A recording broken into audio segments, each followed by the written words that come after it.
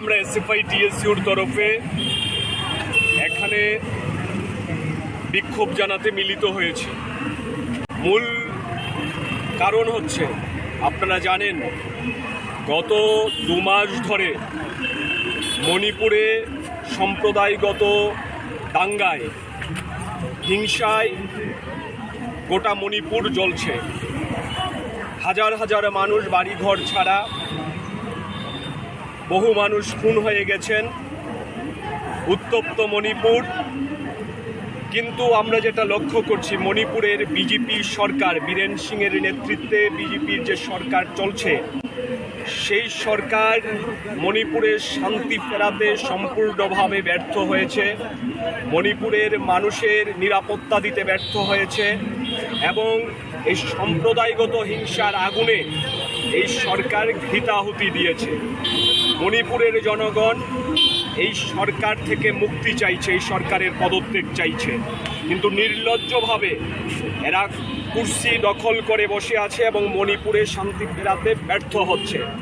আর যাদের সব থেকে বেশি দায়িত্ব নেওয়ার কথা ছিল আমাদের দেশের কেন্দ্রীয় সরকার, যে সরকার সমস্ত কিছুতেই আগ বাড়িয়ে হিংসা তৈরি করা, বিভাজন তৈরি করার মধ্যে একেবারে প্রথম সারিতে গিয়ে পৌঁছেছে, যে সরকারের রাজনৈতিক কর্তা ব্যক্তিরা, তারাও মণিপুর ইস্যুতে হিরণময় নীরবতা পালন করছেন।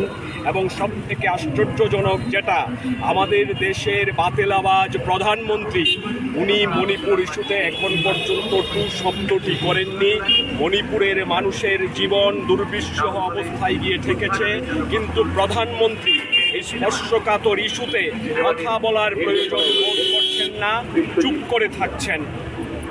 এই পরিস্থিতিতে আমাদের সংগঠন সিদ্ধান্ত নিয়েছে, সারা দেশে এই ধরনের বিক্ষোভ প্রদর্শন করা হবে। 1 কোটি ইমেল প্রধানমন্ত্রীর উদ্দেশ্যে প্রেরণ করা হবে। প্রধানমন্ত্রীর কাছে এই নীরবতার কারণ কি, কেন উনি নীরবতা ভাঙছেন না, কেন মণিপুরে শান্তি ফেরাতে ব্যর্থ হচ্ছেন, সেই প্রশ্নে জবাবদিহি করবে। সেই সিদ্ধান্ত অনুযায়ী আজকে আমাদের রাজ্যের মধ্যেও আমরা এসএফআই টিএসইউ একত্রিতভাবে আজকে এখানে মিলিত হয়েছি। আমাদের রাজ্য সমস্ত মহকুমা থেকে এই ধরনের মেল প্রধানমন্ত্রীর দপ্তরের উদ্দেশ্যে, প্রধানমন্ত্রীর উদ্দেশ্যে পাঠানো হবে। আমরা জানতে চাই মণিপুর ইস্যুতে দেশের কেন্দ্রীয় সরকার এবং তার প্রধান, আমাদের দেশের প্রধানমন্ত্রীর নীরবতার কারণ কি। মণিপুরের মানুষ আর কতদিন এই রকম অরাজকতার মধ্য দিয়ে দিন কাটাবে? আমাদের দেশের সরকারের দায়িত্বহীনতার কারণে মণিপুরে এখনও শান্তি প্রতিষ্ঠিত হয়নি। আমরা আজকের এই কর্মসূচি থেকে দাবি তুলছি, মণিপুরে শান্তি ফেরাতে অবিলম্বে কেন্দ্রীয় সরকারকে কার্যকরী পদক্ষেপ গ্রহণ করতে হবে। কি বলেছেন? আমাদের এসএফআই এবং টিএসইউ আমাদের মূল দাবি এটাই থাকবে, মণিপুরের যে ঘটনা অতি সত্ত্বে শান্তি ফেরা হোক। কারণ ভারতবর্ষের যে সরকার রয়েছে, যে সরকার মণিপুরেও রয়েছে। তো আমরা বারবার যে ত্রিপুরা থেকেও ছাত্র সংগঠন আমরা দাবি করছি যে বিজেপি হলো একটা সাম্প্রদায়িক দল, তারা মানুষের জাতি ভেদাভেদ ধর্ম নিয়ে রাজনীতি করে।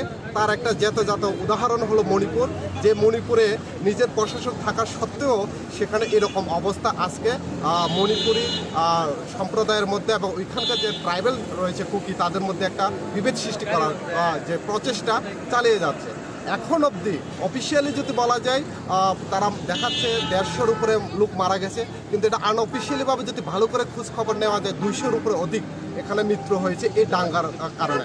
এবং 60,000-এর উপরের মানুষ মণিপুরের আজকে ঘর বাসস্থানহীন, তারা আজকে ঘুরে বেড়াচ্ছে, কেউ রিফিউজির মতন নিজের রাজ্যে থাকতে বাধ্য হচ্ছে। তো আমাদের মূল কথা হলো, আমাদের রাজ্যের এবং আমাদের দেশের প্রধানমন্ত্রী, মাননীয় সম্মানীয় প্রধানমন্ত্রী, তিনি বিদেশের যে যখন কোনো কিছু হয় সেটা নিয়ে তার আলোচনা করার জন্য, একটা টুইট করার জন্য তার সময় থাকে, কিন্তু নিজের দেশের নিজের একটা রাজ্য, নর্থ ইস্টের একটা গুরুত্বপূর্ণ রাজ্য মণিপুর, যে মণিপুরে আজকে এতদিন ধরে এখানে সাম্প্রদায়িক দাঙ্গা চলছে, এটা নিয়ে আমাদের প্রধানমন্ত্রী টু সবচেয়ে দূরে একটা টুইট পর্যন্ত আমরা দেখতে পাইনি।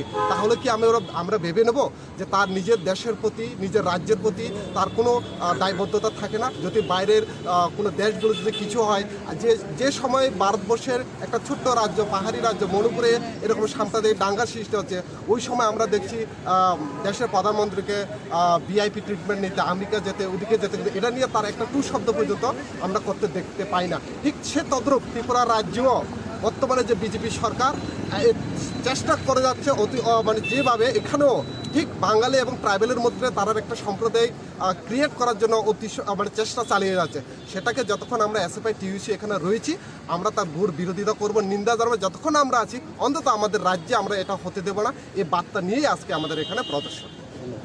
মণিপুরের বীরেন সিং সরকারকে অবিলম্বে বরখাস্ত করতে হবে। মণিপুরের শান্তি ফেরাতে কেন্দ্রীয় সরকারকে কার্যকারী পদক্ষেপ। নরেন্দ্র মোদী নীরব কেন? জবাব চাই, জবাব দাও।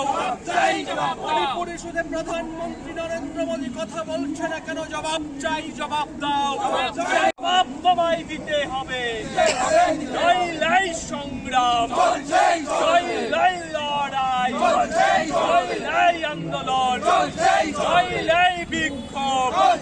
মণিপুরের শান্তিপ্রিয় জনগণের পাশে অবিলম্বে কেন্দ্রীয় সরকারকে কার্যকরী পদক্ষেপ গ্রহণ করতে হবে। কেন্দ্রীয় সরকার মণিপুরের শুধু নীরব কেন? জবাব চাই, জবাব। সরকারকে অবিলম্বে বরখাস্ত করতে হবে। মণিপুরের শান্তি ফেরাতে কেন্দ্রীয় সরকারকে কার্যকারী পদক্ষেপ গ্রহণ করতে হবে। জবাব তোমায় দিতে হবে। জয় লাই সংগ্রাম, জয় লাই আন্দোলন, জয় লাই বিক্ষোভ। কেন্দ্রীয় সরকার মণিপুরে শুধু নীরব কেন? জবাব চাই, জবাব দাও। সাম্প্রদায়িকতা হিংসা বন্ধ করতে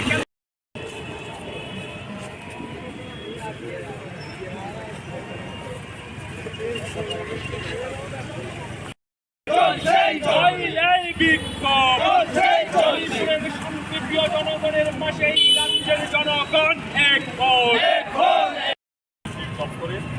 মণিপুরের শান্তি ফেরানোর দাবি এবং প্রধানমন্ত্রীকে নীরবতা অবলম্বন, নীরবতার বিরুদ্ধে জনগণ এক হন। নিয়ে প্রধানমন্ত্রী নীরব কেন? জবাব চাই, জবাব দাও। জনগণের জন্যই লড়াই লড়বে কে?